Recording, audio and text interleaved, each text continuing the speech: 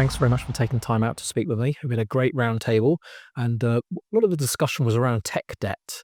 And in terms of current climate, what's the latest when it comes to tech debt? How are companies handling their tech debt? Well, I think there's a difference between how companies are handling their tech debt and how they will need to handle their tech debt. And I think we've seen quite a significant shift. We wrote about last year in the piece we published on Publicis Sapient about how AI was transforming the rate at which you can tackle your tech debt and the ways in which you can tackle that debt, how it's simplifying the processes and speeding the processes up.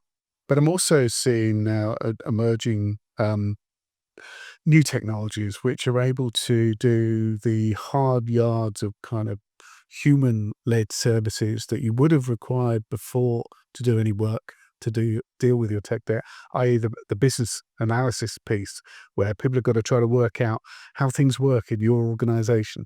I'm seeing that now being automated as well. And when I say automated, I mean more autonomously, as we're heading more and more towards really smart end-to-end agentic workflows.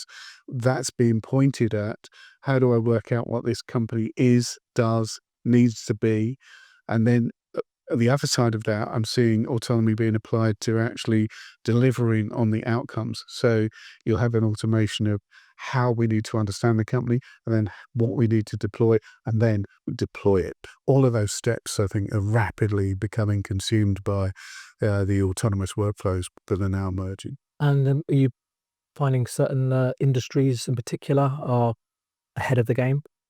So it's the usual suspects, people with the deepest pockets and the most already exposed to digital transformation.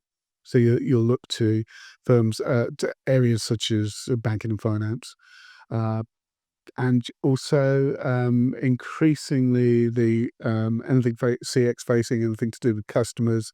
Although everyone's kind of initially afraid of anything that touches the customer, but it's becoming an increasingly urgent area. And the third that I think surprises people is that actually you're seeing quite a lot of this deploying in quite heavy industry areas because it's a great way in which they can speed up change. Well, thanks very much, David. Great stuff.